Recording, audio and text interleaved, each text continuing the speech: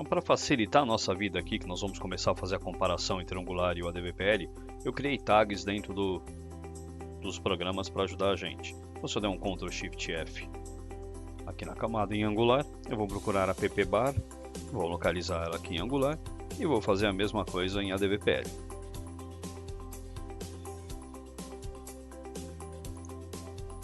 Então isso vai dar para vocês um parâmetro de comparação entre as duas linguagens. Bem, algumas dessas tags não vão ter referência cruzada. Isso obviamente porque a gente está falando de paradigmas de programação bastante diferentes. Então a primeira que nós vamos localizar é a Material UI, que ela é uma delas que não tem referência em ADVPL, porque ela é relativa apenas à interface que nós vamos utilizar na camada HTML5. Então vamos buscar Material, e eu vou ter referência aqui em alguns pontos. Vamos começar abrindo o app Module.ts.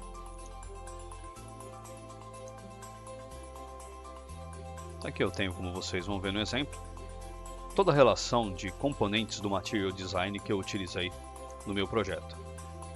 O segundo ponto, segundo fonte onde ele é utilizado, aqui eu preciso fazer o insert dessa linha, basicamente para poder utilizar os ícones do próprio Material Design. E por último aqui no Style CSS, essa linha me permite utilizar o CSS Índico Pink, que vai fazer toda a camada de pintura de cores do nosso projeto. Aqui a segunda tag é o Router, mas como eu já falei deles, eu vou apenas mostrar aqui nos fontes como ficaria o exemplo final. Então aqui no HTML, e aqui toda a camada de roteamento que nós fizemos no primeiro exemplo. A próxima tag é a Form, então em ADVPL eu tenho a criação de uma dialog, e eu vou montar a partir de 6 gets e buttons a minha tela de cadastro. Em Angular, eu primeiro preciso habilitar o uso do Forms. Você vai fazer isso a partir dessa linha, Forms Module. E para fazer a utilização, você vai abrir um Form HTML. É importante vocês atentarem que aqui eu já estou utilizando alguns componentes do Material Design, como aqui o Material Form Field, que é um campo, o Match Label, o Match Input, que vão dar, como vou mostrar na sequência, um visual muito bonito para o nosso formulário. Então aqui navegando rapidamente pelos formulários, se eu clicar aqui eu terei um formulário ADVPL. Obviamente eu não me preocupei muito com estética aqui era só para fazer um comparativo. E no caso do Angular, vocês vão perceber que eu já tenho componentes aqui do Material que já me dão um visual bem melhor na aplicação. E aqui alguns componentes interessantes do Material que você vai poder utilizar nas suas aplicações. Aqui agora indo para a tag Submit. Se eu estiver no Angular eu vou basicamente fazer a inclusão de mais um registro no meu JSON chamado list.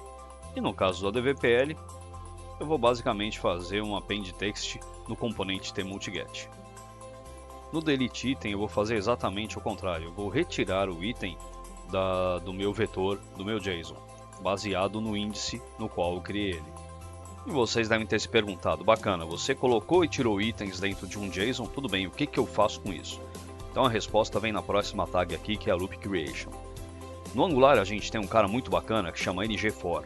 O que eu consigo fazer com ele? Aqui é um componente meu, um web componente meu, que eu criei, niver-item, e eu vou com ngFor criar uma cadeia de nivers e itens baseados no vetor que eu carreguei, que no caso é o meu thisnivers, que é aquele JSON que eu comentei com vocês.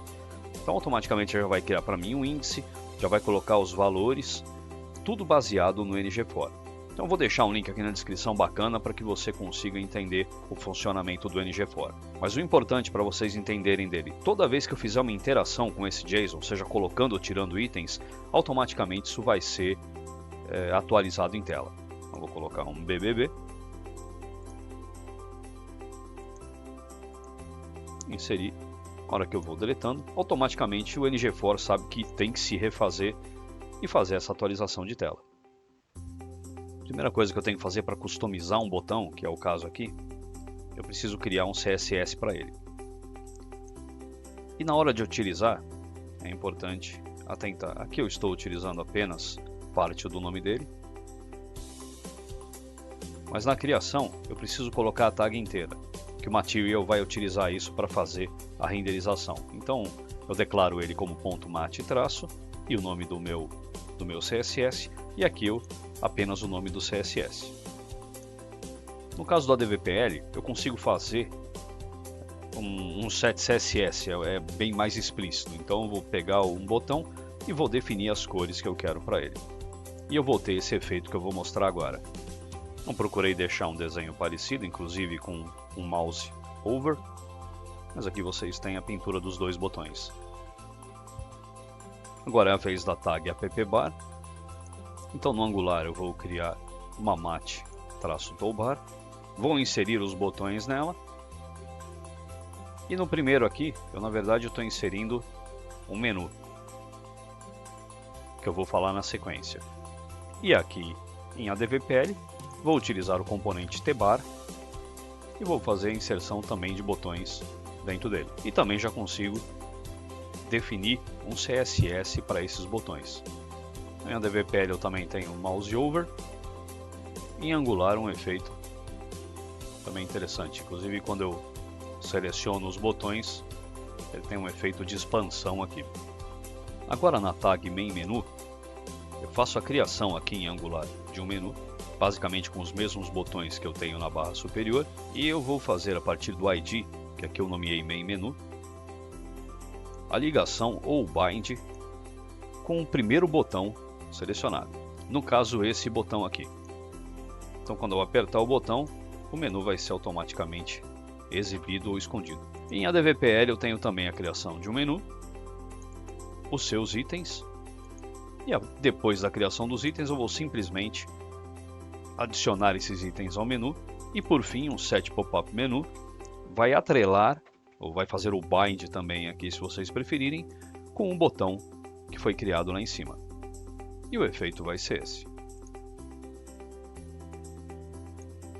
Agora a tag template item vai ajudar a gente quando eu preciso colocar pequenos trechos HTML dentro de um componente, e não é necessário fazer como aqui, no componente Nivers Component.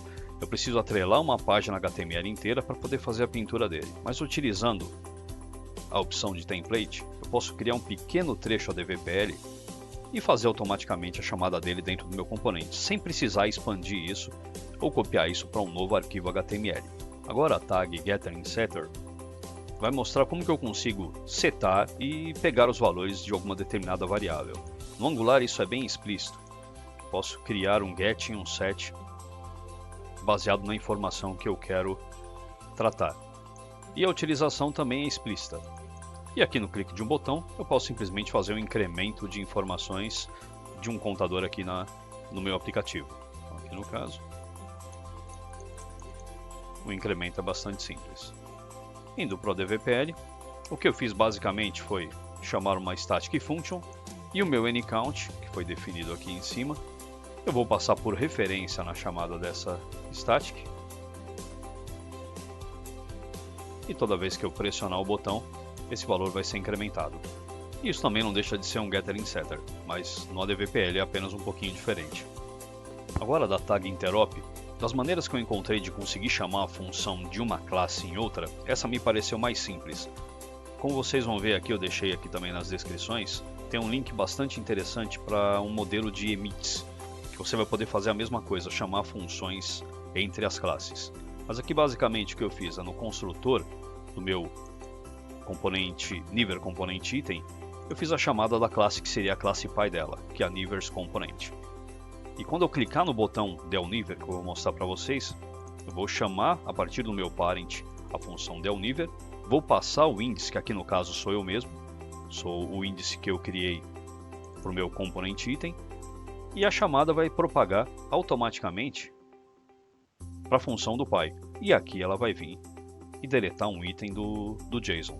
O que ela vai fazer é basicamente isso. Então vou selecionar esse botão faz parte do meu Niver Component Item, ele vai propagar a informação para o meu componente pai, onde efetivamente está esse JSON, e ele vai fazer a deleção. Agora na tag queryParams, existem determinados momentos que a gente precisa fazer uma passagem de parâmetros, e aqui no caso de um roteamento pode também acontecer isso. Então quando eu selecionar esse botão, Eu vou abrir o meu componente níveis e a partir do query params eu vou passar um pequeno JSON apenas com um texto, apenas para mostrar para vocês onde essa informação vai ser propagada. E na construção desse componente, no meu ng1init, eu vou pegar essa informação a partir do query params subscribe, e aqui eu estou montando uma arrow function, e eu vou simplesmente pegar essa informação que foi passada lá atrás e vou definir ela como meu título. E basicamente o que ela vai fazer é isso. Ele vai simplesmente exibir essa informação aqui. Agora o que nós vamos fazer é compilar esse projeto. Até agora nós utilizamos apenas o ngServe para fazer um teste da página. Mas se você for pegar esse seu aplicativo Angular e tiver que fazer um rollout dele, uma entrega, você vai ter que compilar ele com qualquer aplicação. E o comando para fazer a compilação é o ng-build-prod.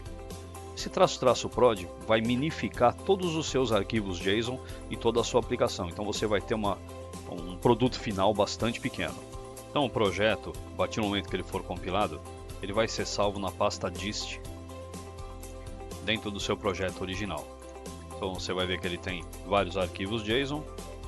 Ao abrir eles estão todos minificados para ajudar na distribuição desse aplicativo.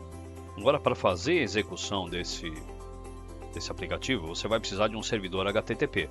Eu vou deixar aqui nas descrições dois caras pequenos, um basicamente para você fazer testes, que é uma extensão do Chrome, e o outro é um HTTP server que você pode fazer a instalação a partir do próprio npm. Então npm install http server -g, e depois de instalado, para você fazer a execução, você vai dar um http server, a pasta onde está o seu index.html e um "-p" para a porta. A porta padrão é 8080. Aqui eu mudei para 8081 apenas para vocês visualizarem. Então aqui eu consigo fazer uma execução simples dela. E aqui, por último, mas não menos importante, eu tenho aqui o servidor já de pé com a página. Tenho uma aplicação ADVPL, onde eu estou utilizando o Web Engine, que é o nosso Chromium Embedded, e eu consigo fazer a renderização dessa página sem problema algum.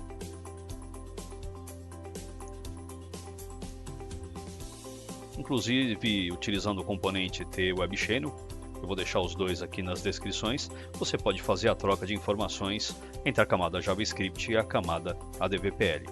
Então, utilizando esse motor, você basicamente poderia fazer toda uma aplicação baseada em um framework HTML, usando todo o front-end, todo o poder dele na camada de interface, e utilizar o ADVPL como um back-end. Então, na sequência eu pretendo, como eu falei no início do vídeo, fazer esse mesmo conteúdo, inclusive exatamente o mesmo conteúdo com React, para ajudar vocês também a conhecer mais um framework. Eu espero que vocês aproveitem esse material, que vocês tenham gostado do vídeo. Qualquer dúvida, coloquem aqui nas descrições e a gente se vê na próxima.